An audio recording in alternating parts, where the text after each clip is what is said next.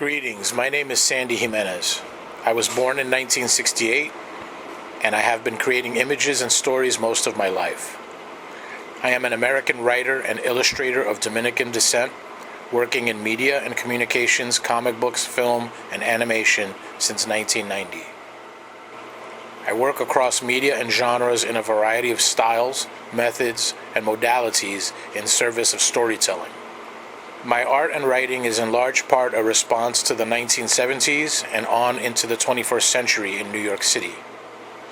I came to the Master of Arts program in Biography and Memoir to learn about the writing and telling of nonfiction and ostensibly how I might contribute to the historical record with my particular creative process.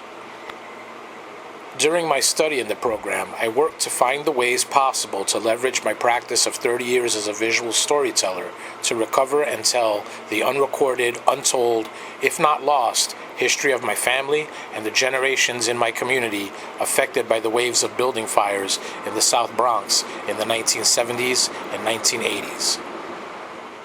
These images show a comparison of Google Earth photos from 2020 with a 35mm motion picture image still from the 1980 horror film Wolfen at lower left, superimposed on the Google Earth aerial photo of my old neighborhood with my building circled in red. With the guidance of Program Director Sarah Covington and the support of my fellow students at the Graduate Center, 3 years of coursework under Professors Jason Suga, Ava Chin, Tanisha Ford, Sarah Gomez-Woolley, Linda Grasso, Jonathan W. Gray, Wayne Kustenbaum, Nancy K. Miller, and William Orchard resulted in answers to questions I had about whether the graphic novel and the comic book form could serve the telling of history and perform the rescue of testimony by its direct participants and witnesses.